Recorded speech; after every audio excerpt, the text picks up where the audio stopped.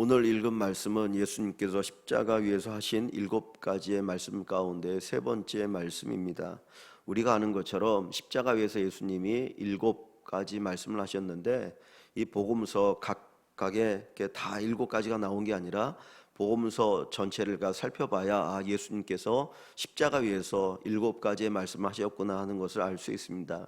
그래서 첫 번째와 두 번째는 누가복음에 기록되어 있고 세 번째 말씀을 오늘 본문 요한복음에 기록되어 있는데 여기 26절 말씀을 보시면 예수께서 자기의 어머니 마리아죠. 자기의 어머니 마리아와 사랑하시는 제자 요한을 가리킵니다. 이 요한복음은 사도 요한이 기록했기 때문에 자기 자신의 이름을 직접 쓰지 않고 그냥 예수님이 사랑하시는 제자라고 하는 표현으로 자기를 이렇게 표현하고 있습니다. 그래서 그 마리아와 이 또 요한이 곁에 서 있는 것을 보시고 자기 어머니 마리아에게 말씀하시되 여자여 보소서 아들이니이다 하시고 또 그 제자에게 요한이죠. 요한에게 이르시되 보라 내 어머니라 하신데 그때부터 그 제자가 자기 집에 모시니라 그랬습니다. 이 말씀을 가지고 일반적으로 효도에 관한 이야기를 합니다. 예수님께서 십자가 달려 죽으시면서까지 자기 어머니 마리아에게 효도했다. 그래서 그 자기를 대신해서 그 마리아를 섬겨줄 이 요한에게 부탁한 것이다라고 이야기를 합니다. 그런데 우리가 이 말씀을 조금 더 생각해 봐야 될 것이 무엇이냐면 예수님이 십자가에 달려 죽으시면서 하신 그 말씀이 단순히 효도에 관한 이야기인가? 내가 죽으니까 이제 요한 네가 내 제자니까 내 어머니를 네가 좀 맡아줘라, 그 얘기를 하시는 것일까? 우리가 조금 더 깊이 생각해 보아야 할 것 같습니다. 자, 본문을 어디 보시냐면 25절에 보시면 예수님의 십자가 곁에 서 있던 사람들이 나오는데 25절에 예수님의 십자가 곁에는 그 어머니와 이모와 글로바의 아내 마리아와 막달라 마리아가 섰다 그랬습니다. 어머니는 마리아죠. 그 다음에 이모는 어머니의 동생이겠죠. 그죠? 마리아의 동생인데 이 이모가 누구냐면 사실은 요한과 야고보의 어머니예요. 사도 요한과 야고보는 형제죠. 요한과 야고보는 형제인데 그 요한과 야고보의 어머니가 이모인데 성경에 보면 살로메라고 하는 이름으로 나오기도 합니다. 그리고 또 우리가 아는 것처럼 세베대의 아들이 요한과 야고보죠. 세베대의 아들의 어머니라고 다른 복음서에는 기록되어 있는데 이 요한과 야고보의 아버지가 세베대이고 그 아내가 살로메인데 이 여자 살로메가 누구냐면 예수님의 어머니 마리아의 동생이에요. 동생. 그러니까 지금 여기에 이제 살로메가 와 있습니다. 그 다음에 글로바의 아내 마리아 그리고 막달라 마리아가 서 있다. 그리고 그 십자가 곁에 또 제자들 가운데 누가 있는 것입니까? 사랑하는 제자, 그러니까 요한이죠. 요한. 많은 대부분의 제자들이 다 도망갔습니다. 예수님이 십자가에 달려 죽으실 때 무서워서 혹시 우리도 저렇게 잘못돼 가지고 당하면 어떻게 할까 해서 다 도망갑니다. 그런데 사도 요한은 그 십자가 곁에 있었습니다. 그러니까 이 여인들과 더불어 이 제자 사도 요한이 거기에 있을 때에 예수님께서 하시는 말씀이 자기 어머니 마리아에게 먼저 이렇게 얘기하는 겁니다. 여자여 보소서 아들이니다 라고 이야기를 합니다. 여자여 보소서 아들이니다. 이 아들은 누구를 가리키냐면 요한을 가리키는 거예요. 요한. 이 사람이 이제 아들입니다 라고 하는 이야기를 하는 거예요. 그러니까 자기 어머니 마리아에게 옆에 있는 요한이 이제는 아들입니다라고 이야기를 하고 그리고 나서 그 제자 요한에게 보라 이제 네 어머니다라고 이야기를 하는 겁니다. 근데 한번 보세요, 여러분. 예수님이 독자인가요? 아닌가요?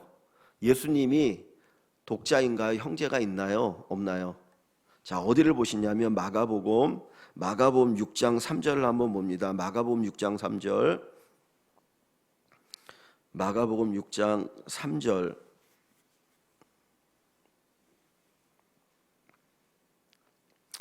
같이 읽어보겠습니다. 이 사람이 마리아의 아들 목수가 아니냐? 야고보와 요셉과 유다와 시몬의 형제가 아니냐? 그 누이들이 우리와 함께 있지 아니하냐 하고 예수를 배척한지라. 자, 여기에 보면 예수님의 형제들의 이름이 나와 이 사람이 예수님을 가리킵니다. 이 예수가 마리아의 아들 목수가 아니냐. 예수님이 공생을 시작하기 전에 목수로서의 직업을 가지고 살으셨죠. 그래서 마리아의 아들 목수가 아니냐. 그 다음에 이제 형제들이 나와요. 야고보, 요셉, 유다, 시몬이 예수님의 형제인 거예요. 야고보는 나중에 야고보서를 기록한 사람이라 그랬습니다. 예수님 십자가 달리기 전까지는 예수님을 메시아로 믿지 않았습니다. 형제들이. 그러다가 이 야고보가 이제 예수님을 영접하고 나중에 예루살렘 교회의 지도자가 되어집니다. 야고보, 요셉, 유다, 시몬. 그러니까 성경에 기록되어 있는 예수님의 형제들만 4명이고 그 뒤에 보니까 그 누이들이 그랬어요.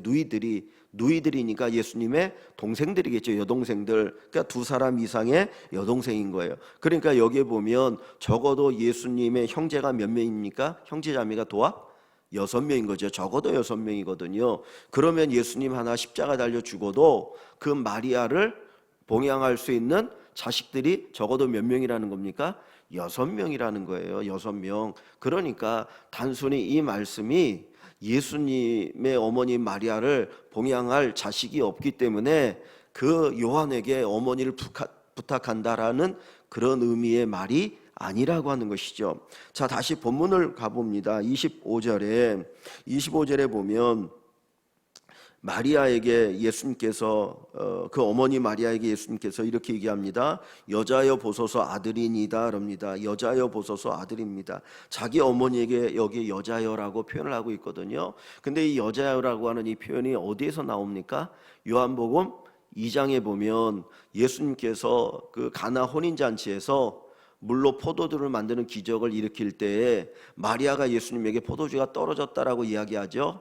그랬더니 그때 예수님께서 뭐라고 말합니까? 여자여 아직 내 때가 이르지 아니하였나이다 라고 얘기합니다. 자기 어머니에게 어머니 아직 내 때가 이르지 않았습니다. 여기서도 어머니 보십시오 아들입니다 라고 얘기하지 않고 여자여라고 이야기를 하고 있어요. 근데 이 여자여라고 하는 이 단어가 무슨 이렇게 낮게 부르는 단어는 아니에요. 사실은 존칭의 의미가 담겨 있어요. 근데 굳이 왜 여자라고 얘기할까? 여자여 요한복음에 2번 나와 있는데 왜 굳이 예수님께서는 마리아를 여자라고 부르느냐? 근데 이 부분을 생각할 때 여러분들이 잘 생각하면 뭐냐면 창세기 3장 15절에 보면 아담과 하와가 선악과를 따먹고 난 후에 하나님께서 뱀을 저주하면서 하시는 말씀이 뱀에게 말하는 여자와 내가 원수가 될 것이다 라고 얘기를 하셔요. 그리고 나서 여자의 후손이 올 것인데 네가 여자의 후손의 발꿈치를 상하게 할 것이고 여자의 후손이 내 머리를 칠 것이다 라는 이야기를 하십니다. 그래서 그것이 원시복음이라고 이야기를 합니다. 그 창세기 3장 15절이 바로 예수님에 대해서 우리에게 가르쳐주신 구원에 가르쳐주는 가장 첫 번째 복음이다라고 이야기를 해요. 거기 보면 여자가 나와요.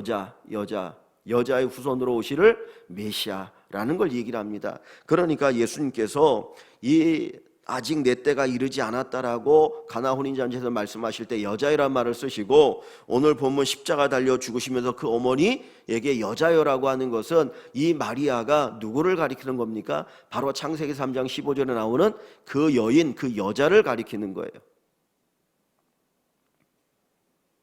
그러니까 이 말씀은 단순히 효도에 관한 이야기를 하고자 하는 것이 아니고 구원에 관한 이야기를 하시는 거예요. 예수님 자신이 여자의 후손으로 이 땅에 오셔서 십자가에 죽으시는 그 사건, 그거 바로 내가 여자의 후손으로 와서 십자가 달려 죽음으로 구원을 이룬다라고 하는 것을 보여주는 말씀이 바로 오늘 이 말씀이라고 하는 것입니다. 그러면 아까도 말씀드렸던 것처럼 이 예수님은 혼자 독자로 자란 것이 아니고 그 마리아에게는 적어도 6명 이상의 자녀가 있었기 때문에 마리아를 양육할 수 있는, 마리아를 봉양할 수 있는 자식들이 6명 이상이라는 거잖아요. 그러니까 사도 요한에 굳이 맡기지 않아도 돼요. 사도 요한과 마리아의 관계는 어떤 관계입니까? 어떤 관계이죠? 조카 관계죠. 그죠? 이종조카죠. 그죠? 이종조카잖아요. 그 마리아의 어머니가 예수님의 여동생이니까 그냥 이종조카예요. 조카. 조카로서 할 수 있는 건 있지만은 형제들이 있는데, 자식들이 있는데 공양하고 그거는 아니잖아요. 그러면 예수님께서 여기에서 여자의 보소서 아들입니다, 그리고 보라 내 어머니다라고 이야기하는 것은 단순히 효도에 관한 이야기를 하는 것은 아니다라고 하는 것이죠. 아까 여자라고 하는 말이 구원에 관한 이야기를 하는 것이다라고 이야기를 하고 있지 않습니까? 자, 그러면 예수님께서 이 아들과 어머니라고 하는 이 이야기를 하시는 궁극적인 목적이 무엇일까 하는 것입니다. 자, 성경을 어디를 한번 찾아보냐면 마태복음 12장을 봅니다. 마태복음 12장.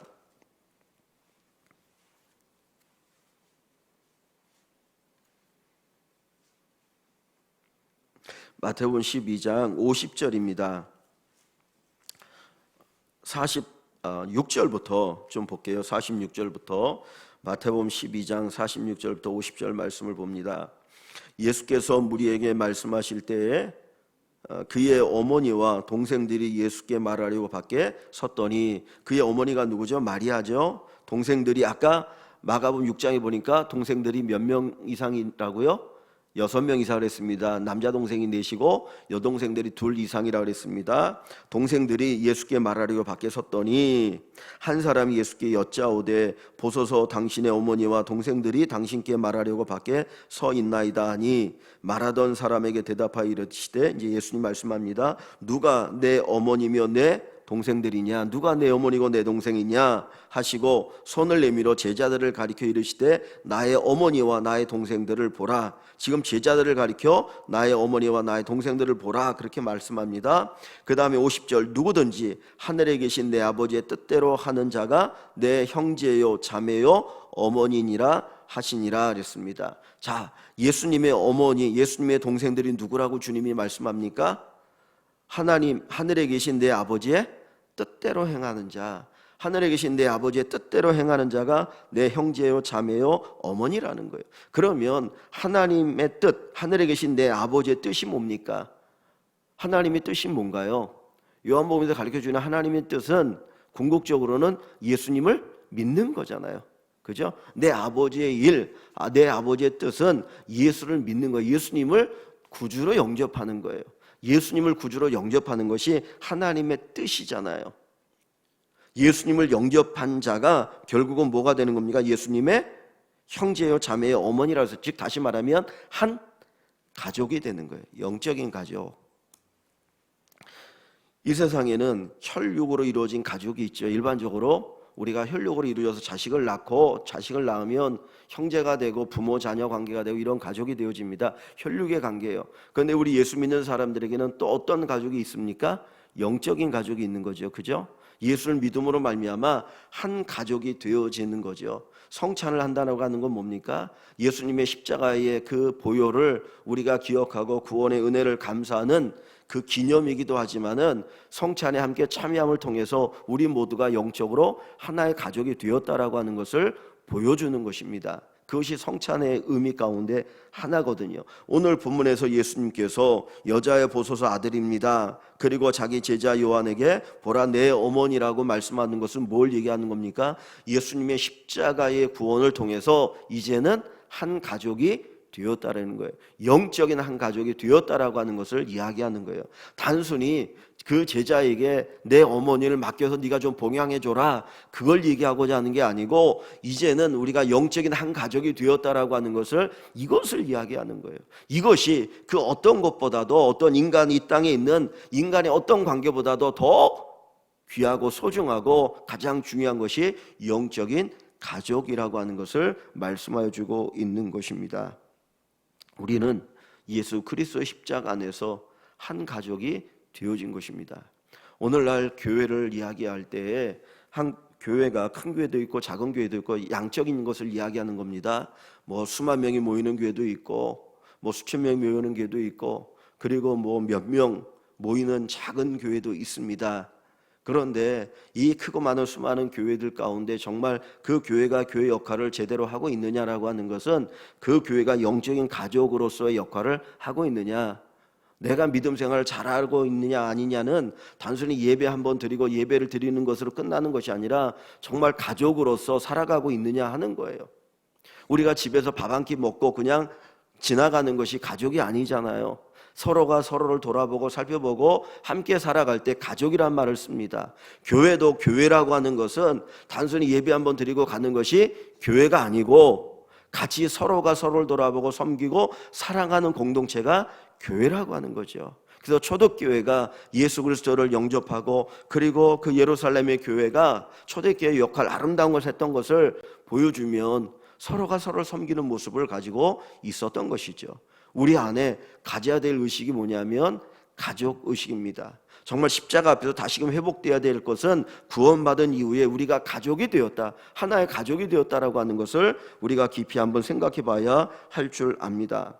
갈라디아 6장 10절 말씀에 보면 이런 말씀이 있어요. 기회 있는 대로 착한 일을 하되, 기회가 있는 대로 착한 일을 하되 더욱 믿음의 가정들에게 할지니라 그랬어요.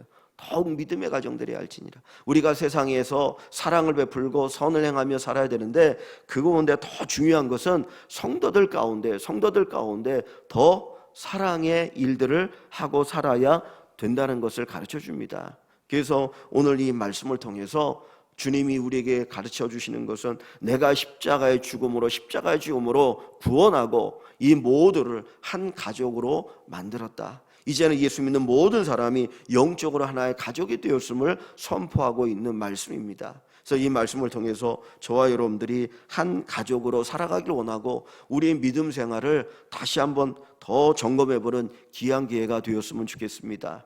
그래서 정말 예수 안에서 한 가족이 되었다라고 하는 것을 우리가 단순히 지식으로만 아는 것이 아니라 그것을 우리의 삶에서 깊이 체험하는 그런 놀라운 축복의 기회가 될 수 있기를 주님의 이름으로 간절히 축원합니다.